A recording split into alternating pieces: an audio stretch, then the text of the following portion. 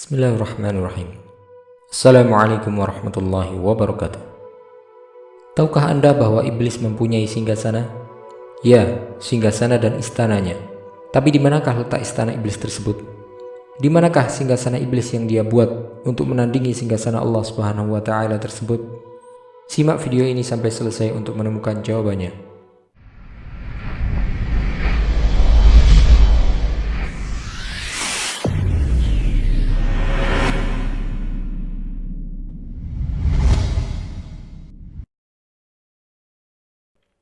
Allah Subhanahu wa taala telah memperingatkan manusia agar tidak menyembah setan.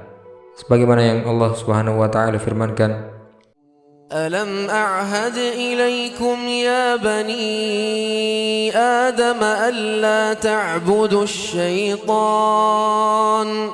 innahu lakum aduwwun mubin.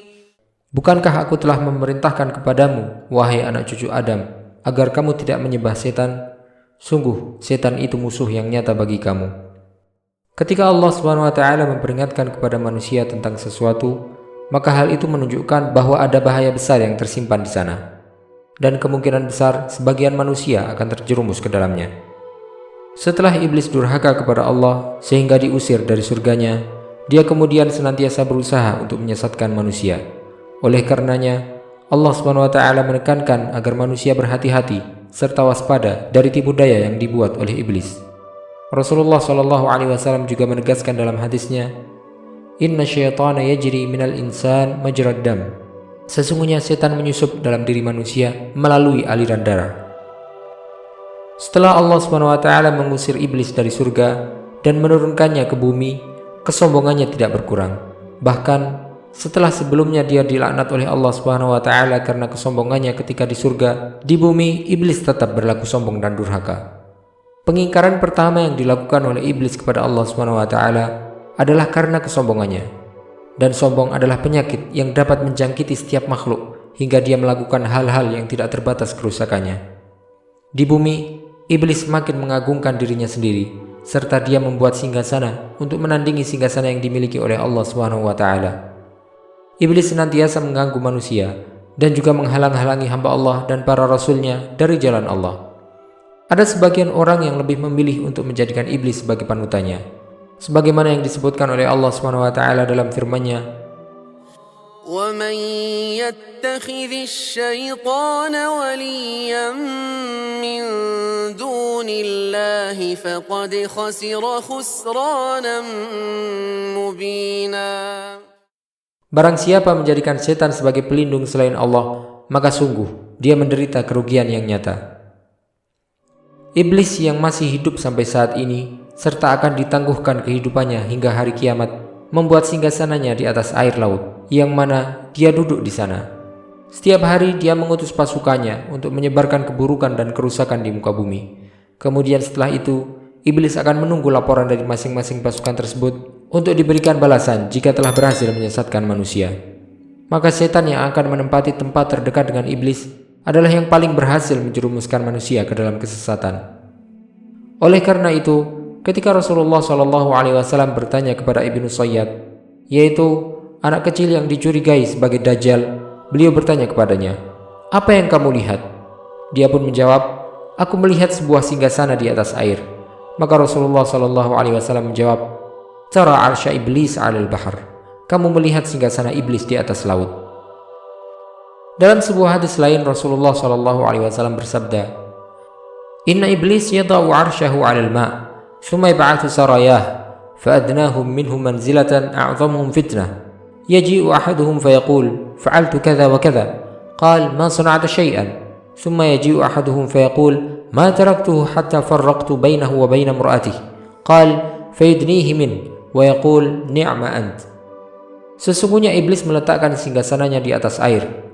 Lantas ia mengirimkan tentara-tentaranya. Maka yang paling dekat di antara mereka dengan iblis adalah yang paling besar fitnah yang ditimbulkannya. Datang salah seorang dari anak buah iblis menghadap iblis seraya berkata, "Aku telah melakukan ini dan itu."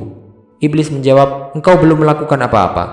Lalu datang setan yang lain melaporkan, "Tidaklah aku meninggalkan dia, anak Adam yang diganggunya, hingga aku berhasil memisahkan dia dengan istrinya.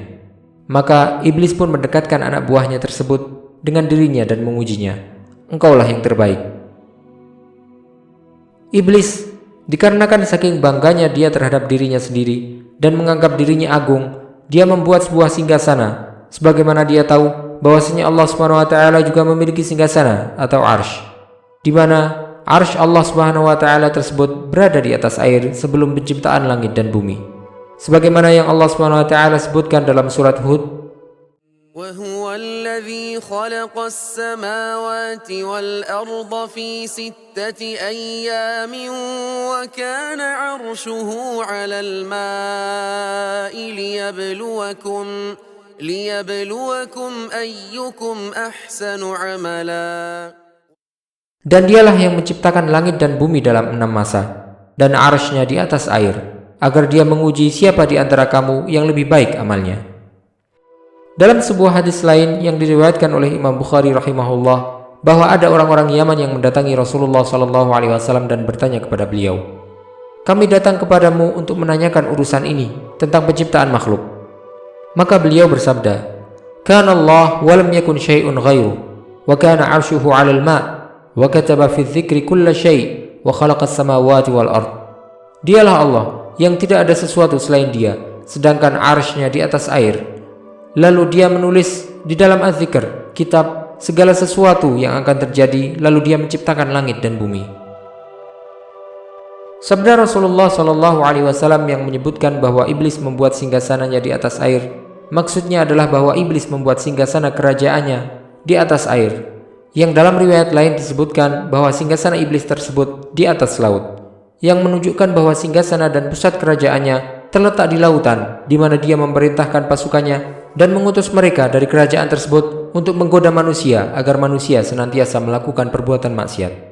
Allah Subhanahu wa taala menghendaki iblis mempunyai kekuasaan tersebut dan memiliki singgasana di atas air sebagai ujian bagi manusia untuk mengetahui apakah manusia lebih memilih iblis sebagai panutannya ataukah mengikuti petunjuk yang diturunkan oleh Allah Subhanahu wa taala. Rasulullah SAW sendiri tidak pernah menyampaikan di mana letak laut yang menjadi kerajaan iblis tersebut. Dan seorang mukmin yang peduli dengan agamanya, dia juga tidak akan disibukkan untuk mencari tahu di mana lokasi singgasana tersebut ataupun lokasi kerajaan iblis itu. Karena dia tahu bahwasanya dimanapun iblis membuat kerajaannya, pasukan iblis akan tetap menggodanya dimanapun dia berada. Dia akan lebih disibukkan untuk memikirkan cara bagaimana agar dia menjadi hamba Allah yang baik, agar bisa terlepas dari godaan setan tersebut. Sebagaimana yang Allah SWT sebutkan sifatnya dalam Al-Quran, Inna ibadi laysa laka alaihim sultan. Inna ibadi laysa laka alaihim sultanun illa man ittaba'aka minal ghawin. Sesungguhnya kamu, iblis, tidak kuasa atas hamba-hambaku, kecuali mereka yang mengikutimu, yaitu orang yang sesat. Setelah iblis dikeluarkan dari surga dan dilaknat oleh Allah SWT karena tidak mau sujud kepada Nabi Adam, iblis pun menaruh dendam kepada beliau. Dia bersumpah bahwa dia akan menyesatkan sebanyak-banyaknya dari anak keturunan beliau. Maka iblis dan bala tentaranya pun tidak pernah berhenti untuk mencoba menjerumuskan manusia kepada kemaksiatan dan kesesatan setiap saat. Akan tetapi, seberapa besar pun upaya dan tipu daya iblis untuk menyesatkan manusia, tipu daya tersebut akan tetap lemah di hadapan seorang mukmin yang kuat imannya. Sebagaimana yang disebutkan oleh Allah Subhanahu wa taala, وَالَّذِينَ كَفَرُوا يُقَاتِلُونَ فِي سَبِيلِ الطَّاغُوتِ فَقَاتِلُوا أَوْلِيَاءَ الشَّيْطَانِ إِنَّ كَيْدَ الشَّيْطَانِ كَانَ ضَعِيفًا. Dan orang-orang yang kafir berperang di jalan Taghut, maka perangilah kawan-kawan setan itu, karena sesungguhnya tipu daya setan itu lemah. Wallahu ta'ala a'lam, wa sallallahu wasallam wa baraka ala sayyidina Muhammadin wa ala alihi wa sahbihi ajma'in. Kami ingatkan untuk jangan lupa klik like video ini dan juga subscribe channel ini sebagai bentuk dukungan kepada kami agar dapat menyajikan video-video bermanfaat lainnya kepada Anda. Wassalamualaikum warahmatullahi wabarakatuh.